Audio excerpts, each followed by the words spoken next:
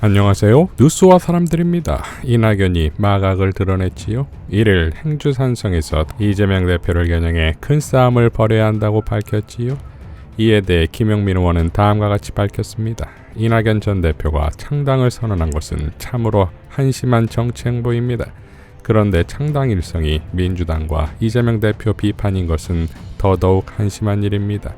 윤석열 정권의 무능과 독산에 대한 비판은 하지도 못하고 있습니다. 지금 국민이 무엇으로 힘들어하는지, 정치가 왜 제 역할을 못하고 있는지는 관심이 없고, 더 나아가 힘 있을 때 검찰을 개혁하지 않아 검찰 독재 국가를 탄생시킨 원죄가 누구에게 있는지 전혀 모르고 있어 너무 한심합니다. 시대의 고통과 과제를 알아차리지 못하면 정치권에서 하루빨리 물러나야 합니다. 공공선을 버리고 사익만 추구하는 정치인도 죄인이지만 시대적 과제를 알아차리지 못하고 발목 잡는 정치인들은 시대적 해악, 역사적 죄인에 불과합니다. 이낙연 전 대표나 함께 따라간 정치인들은 시민과 동지를 배신하고 자리만 차지하겠다는 욕심만 가득 찬 구태 정치인에 불과합니다.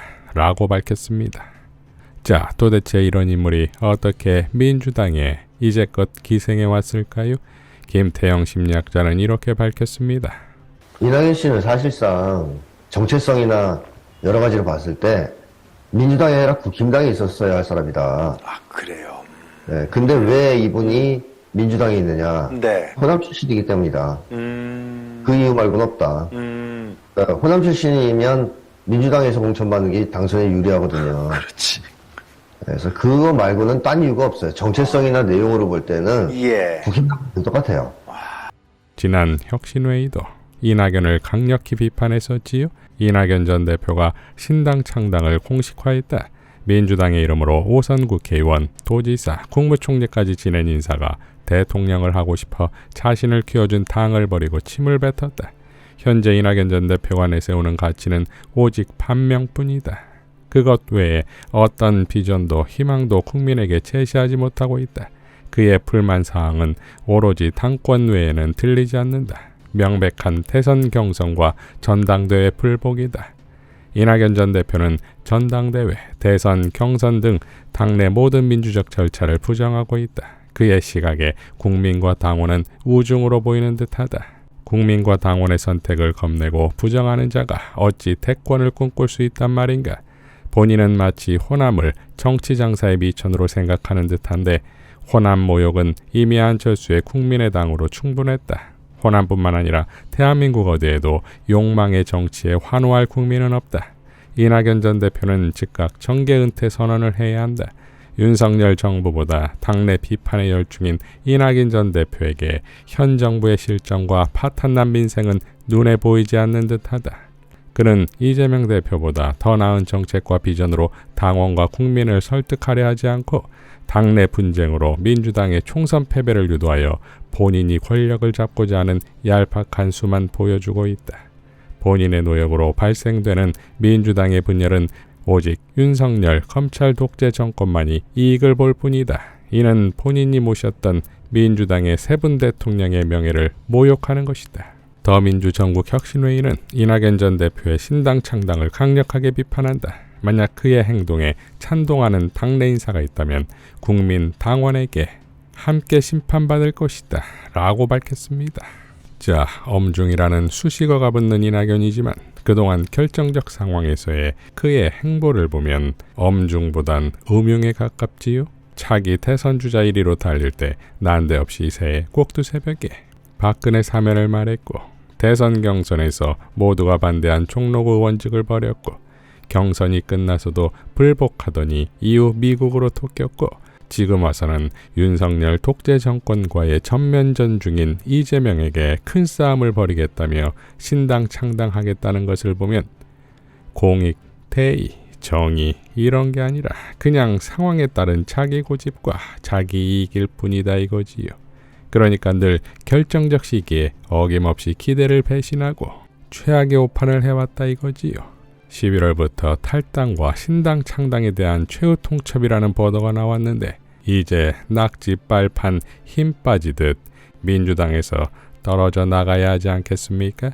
그리고 민주당원은 이낙연을 철저히 비판하고 응징해야지요. 김민석 의원은 이렇게 밝혔습니다. 검찰 독재와 사쿠라 반란을 향한 북소리는 멈추면 안 됩니다. 서울의 봄과 노량은 공이 위중한 싸움의 고비에 닥치는 원칙의 문제를 보여줍니다. 오판과 적당주의, 절충과 미봉은 매번 다른 모습으로 등장하지만 본질은 같습니다. 지금 명확히 하지 않으면 더 큰 피해가 온다. 흔들림 없는 싸움의 북소리를 멈추면 안 된다. 두 영화의 결론에 동의합니다. 검찰 독재와 사쿠라 반란을 향한 단호한 싸움을 말리는 어떤 목소리에도 동의하지 않습니다. 그렇게까지 해야 되냐고 묻는다면 그렇다고 답하겠습니다. 두 영화의 결론도 같습니다. 흔들림 없는 북소리를 멈추는 순간 그 틈을 탄 반란의 총반격이 시작될 것입니다. 자, 김상수 작가도 이렇게 밝혔지요. 2022년 대선 이후 이낙연은 미국에 공부하러 간다고 나갔다. 민주시민 국민들, 작년 엄동설안에 광화문시청 앞 용산에 이르는 대로에 나가서 윤석열 퇴진을 외치는 수많은 민주시민, 국민들을 모독했다. 국민들의 고통은 외면하고 미국에서 낚시질하는 사진을 자신의 SNS에 올리면서 이낙연은 국민들을 모욕까지 했다.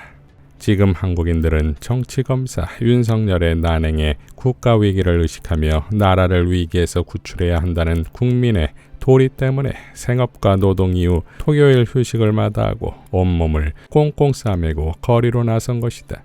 자식 세대에게는 윤석열 정치검사로 인한 국가 폐해가 끼쳐서는 안 되며 검찰 정부 독재는 좌시할 수 없다는 단호한 태도로 단 하루도 윤석열 퇴진을 지체해서는 안 된다는 절박한 심정으로 체감온도 영하 20도 강추위에도 몸을 움직이고 있다.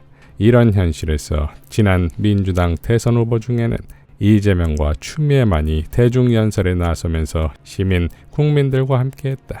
정치의 실체란 무엇일까? 정치는 국민들이 마음으로부터 동의하며 국민 스스로 움직이게 하는 힘에서 기초된다.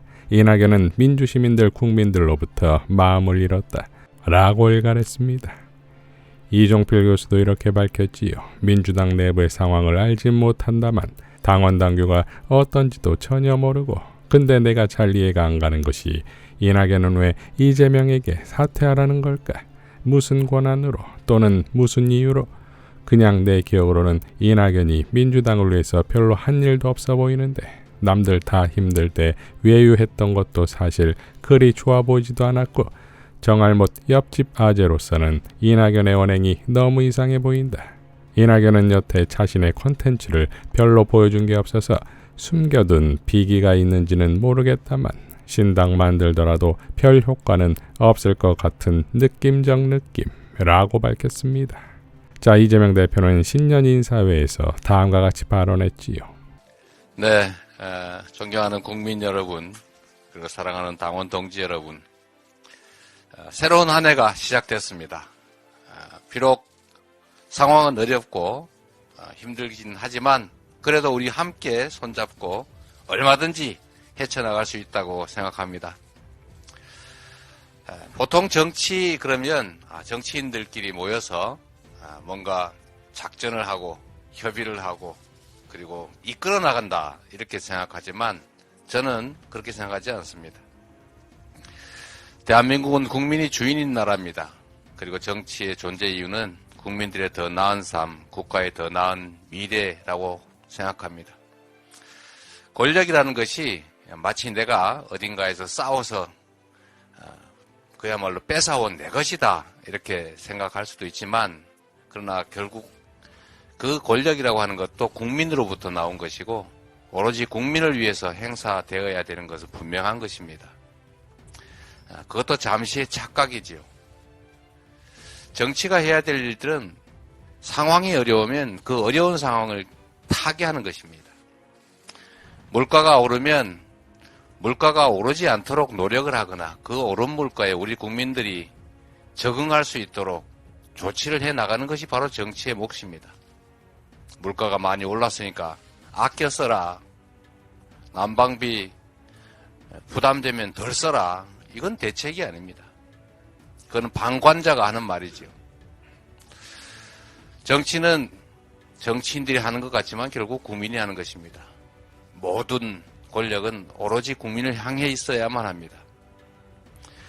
어려운 이 상황 우리 반드시 깨고 또 나은 길, 새로운 길을 찾아가야 합니다. 그렇게 할 수 있을 거라고 믿습니다.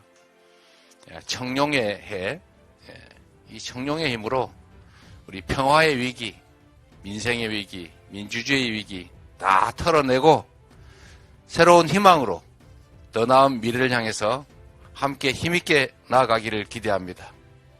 새해 복 많이 받으십시오. 고맙습니다. 자, 결국 정치는 국민이 하는 것이다 이거지요.